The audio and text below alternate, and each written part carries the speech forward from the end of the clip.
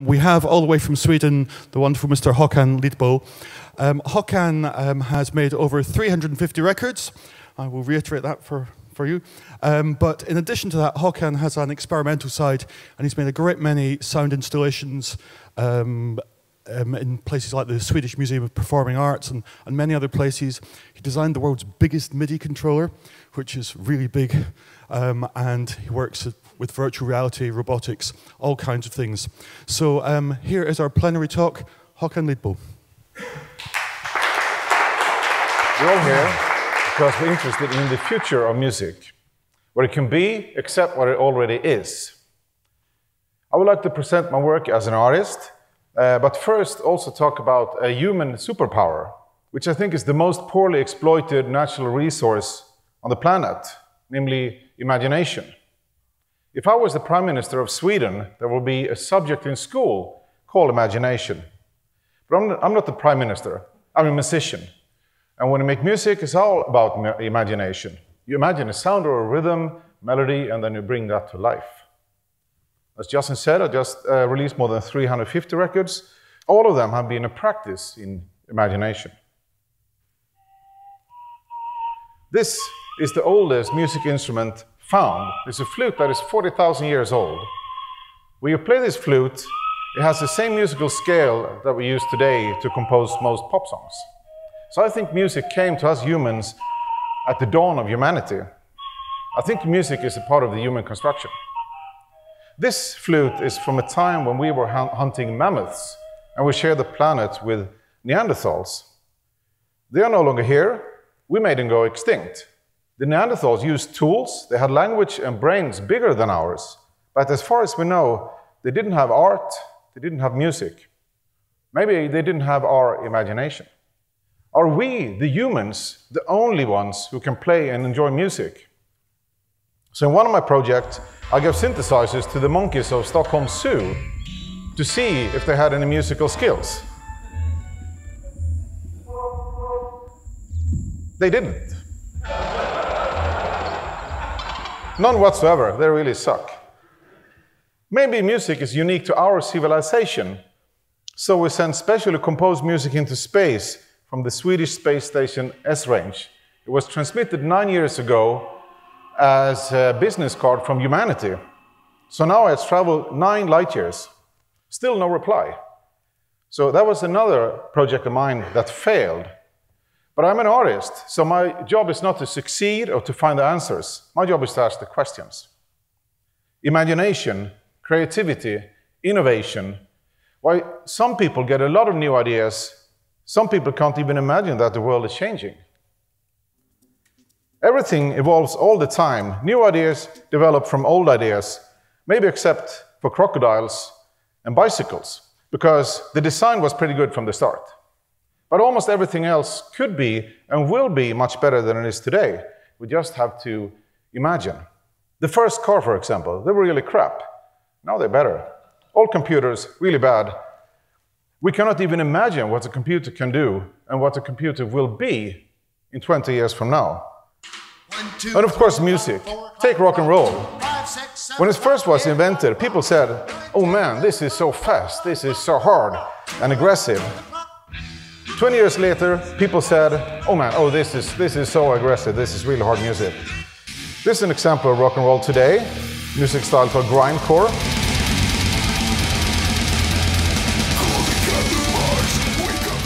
And believe me, in a few years, people will say, "Oh, this music is so slow, it's so soft and harmless." Because things change. Music that used to be a piece of plastic that you bought in a record store for like 20 euro, now it's something like tap water. You expect to get it anywhere, as much as you want, and almost for free. Recording music was something for very few. Today is very different. That's a change that took less than 20 years. 20 years from now, music will be something completely different from what it is today.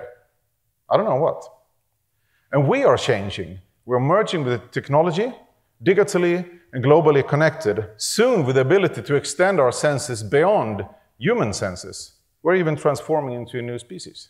A few thousand years ago, who would have guessed that we, the naked ape, would take over the planet, replacing nature with human civilization? And this is just the beginning. How come that so many of us don't see this?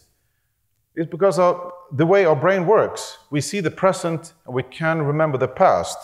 But the new human also needs to imagine the future, because lack of imagination can be dangerous. Remember these guys? No art, no music, not so much imagination, and you know what happened to them.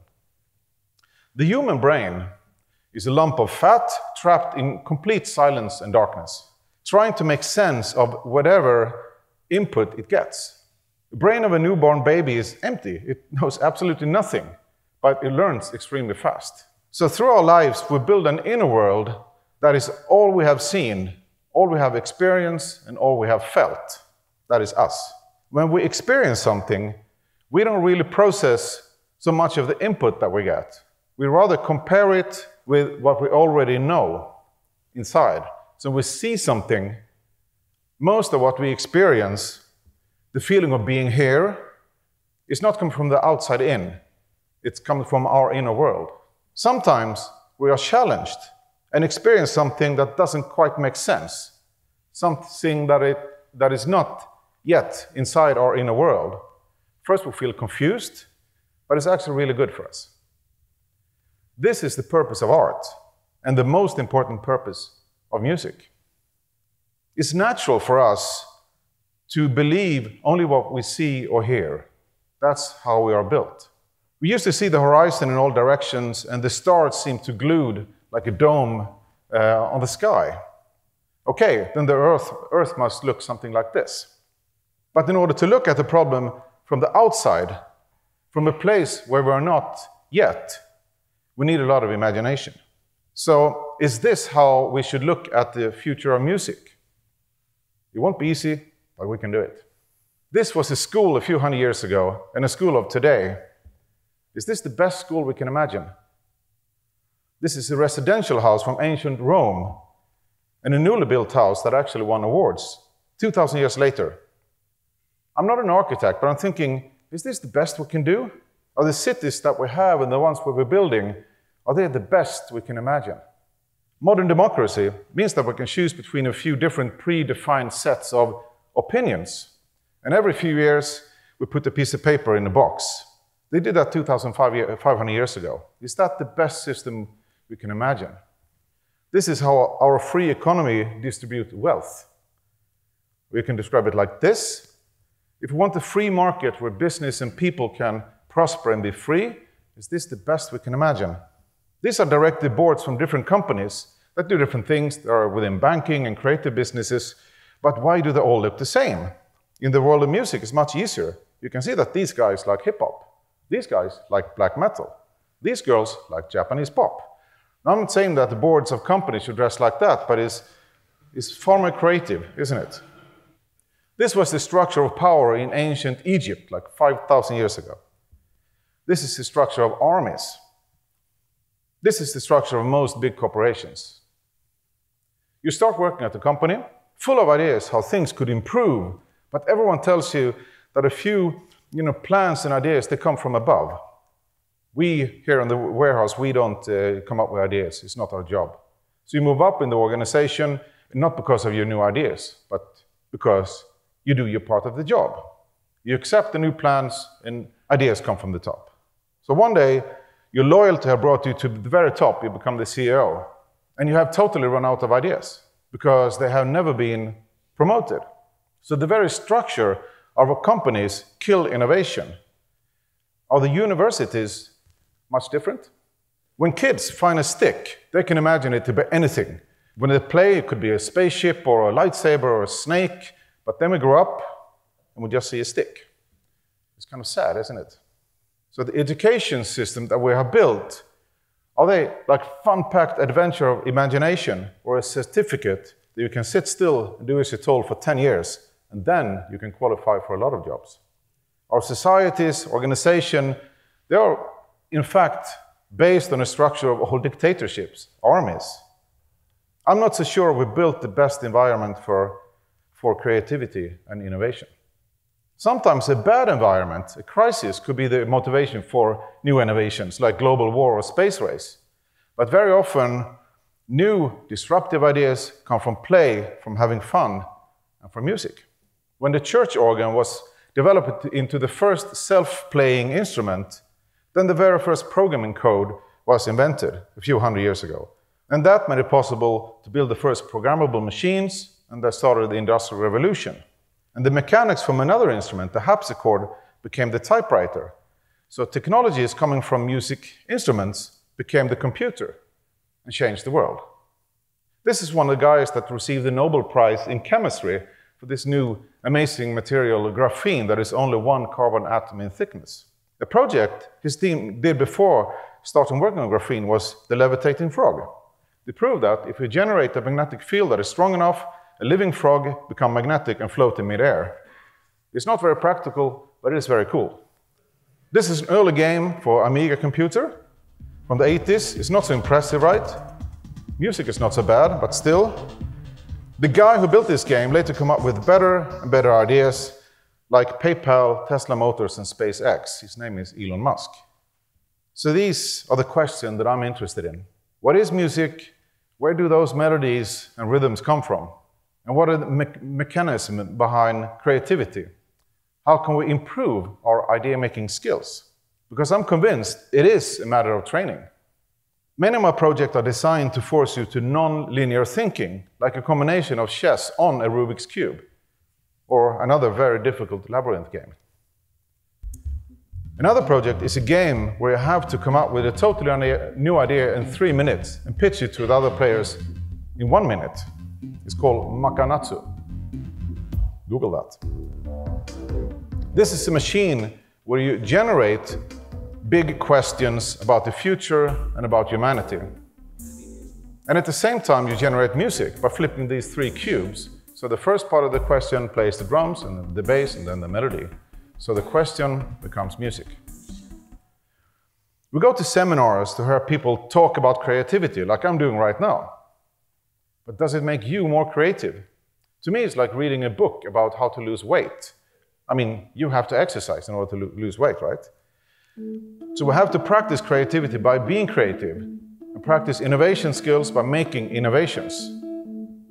So me and my colleagues are making training camps for those who want to improve their idea-making skills.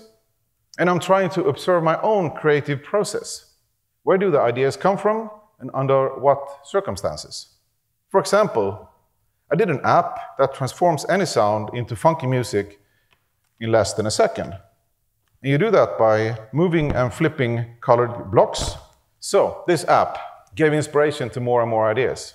It became a car ballet, or was originally thought of as a real-life car ballet at Tempelhof Airport. Unfortunately, it just became a virtual ballet. But it also looks a bit like Rubik's Cube. So we made a project where the colors of the cube control 6 different music instruments. So in order to make any change here, it becomes like 3-dimensional and very, very complicated. This instrument always sounds good, but is more complicated to play than the violin, I would say. Or you can play with candy. So you compose a song, and then you can eat it. You can change the perspective with these giant inflatable cubes with built-in gyro sensors for music control. So instead of me flipping the cube in the app with my small finger, or my big finger, then the cubes become really big, and I become really small. So from one idea came many others. And in these projects, I'm asking myself, is this the best I can do? Could it be something else? Can a drum machine be a social meeting place? Can it be a game? Can it bring people together? It can, if it's so big, so you have to make friends in order to make music. Instead of planting a tree outside the new concert hall of the city of Malmö in south of Sweden, can a tree be listening to when you play on it? Can it learn from you and play back its own music? This one can do that. This is music sculpture. You play it by touching different areas of the sculpture and then each other's skin. And it was developed in collaboration with different groups of disabled kids. We made a tennis game for blind people or seeing people with blindfolds. You play with sounds and music instead of a ball. The idea is that people with disabilities sometimes can develop a superpower So this is a game where blind are much better players because they have super hearing. The boring entrance at Deutsche Telekom's head office becomes a collaborative music instrument to make people behave differently. Inspired by working with disabled people, we built superhero costume. They block out one sense and replace it with the non-human super sense. This is a helmet that makes you blind, but there are parking sensors in all directions, connected to vibration motors inside the helmet, and that gives you 360-degree vision, but with vibration. This superhero can listen to people far away with this directional microphone connected to headphones inside the helmet and talk to people far away through the microphone and connected through this super directional loudspeaker in the glove. Not very practical, but it is another sense. Music controlled by brain waves. The system reads the alpha waves or the theta waves of the brain when you are relaxed or focused, so you make musical choices when you're passing these portals. This is a new building called Nord in Kista. Me and some students from the Royal School of Technology transformed it into world's biggest online game. Singing Tunnels is a system that transforms ugly and scary pedestrian tunnels into creative meeting places. You sing a note in the tunnel, and they sing back the same note, but with a beautiful choir. And they're also self-learning, so they remember all the notes that everyone has sung. And when no human is singing, sometimes it sings its own melody based on all those notes. So each tunnel develops a unique musical dialect depending on the people that pass it. Here we're testing a musical storefront window. The idea is that if you measure where visitors and tourists put their eye when they're walking through the city, a big part of that are storefront windows. But the local store owners, they don't have any visual training or anything like that, so they just want to put whatever merchandising they have.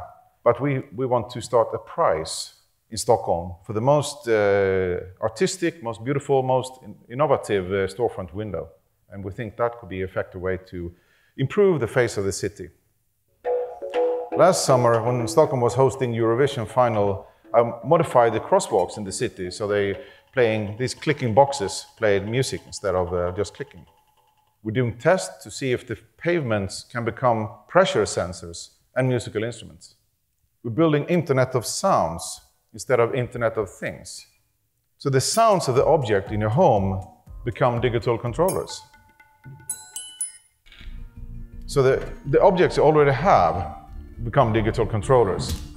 So we don't have to buy more and more smart single-function devices to put in our homes. So Internet of Sounds can be for fun or as a tool for safety. We built a synth that is so big that you need 2-3 people to play on it. A music game for very small children, like the first puzzle that we get, putting a triangle in the triangle hole and the circle in the circle and so forth. But as this box and on all the blocks have connectors, we will know which block on which side and how it's twisted. So it makes it a very complex algorithmic composing machine for children that are only a few months old. This game for iPad is like playing chess on ice. The pieces never stop moving, but it's also a sequencer. A bar where the guests create music together with the drinks, because music and alcohol has always been a very good combination. But two separate things happen at the same time and place. Now it's merged into one experience. So, I have a co-working space in Stockholm that we call Rumtiden, it means space-time. And we're 11 people there right now. People within electronics, prototyping, programming, VR, filmmaker, music of course, apps, games, robots, and AI. So we call this place Idea Lab. We're totally independent. We trust our ideas. We build first and ask later if we can get some financing. And if we make a project that no one understands, then it's art, right? We're building a DJ tool in VR. It's like DJing with 24 turntables in space. We use your whole body to mix and tweak the loops. So DJing becomes a very physical thing. All big religion mixed into one holy book written by smart algorithms. Synths that need different fruits in order to work. The capacity and the humidity of the fruit affect the sound. Synths that are closed. We also do some robot projects. Here's one that I did for a music festival called Volt Festival, and that I was starting quite a few years ago. 25 small robots that can only drive forward. They're very simple, but they're all carrying a sign saying, "Help, we're lost. Can you please help us in the right direction?" So 24 out of 25 robots made it to the destination. So that was an experiment to see if the robot could trust the goodness of people. This is Anna, and she's a robot with built-in disabilities. Would you like to play a game of Pong? Okay, let's go. So she doesn't move very well. She's visually impaired, hearing impaired, she easily gets lost, and she has autism. But unlike other robots, she's very open about the disabilities. It's not easy to be a robot, and I think it's good for us to be aware of that, to prevent possible future robot racism. Because today, we actually make robots to be our slaves. Is that the best we can do? Project searching the internet by making random QR codes. A circular language based on colors. We're building a house. It's a very small house, only 3 square meters, but you can flip the whole house in 4 different directions, so you get different functions. World's greatest house music EP. Not the best, but the greatest. The musical elements are geospecific, so you have to move around all of Stockholm in order to hear the song. Money with negative value. Think about that. We're building world's by far largest computer game. It's 385,000 kilometers. Radio amateurs all over Europe that have built their own antenna. They're synchronized to a main server. So one sends a signal to the moon, and the first to pick up the bouncing signal wins the ball. So what I'm interested in are totally new ideas. I started with music, but after making hundreds of records, some pretty good ones, some not that great, but I got fed up with myself. So now I'm looking for what music can be instead of what it already is. In one way, it feels like it's almost like an insult to music and its possibilities for me to make those 6-minute house tracks or 4-minute pop songs. What the world needs today and what music needs today is much, much more imagination.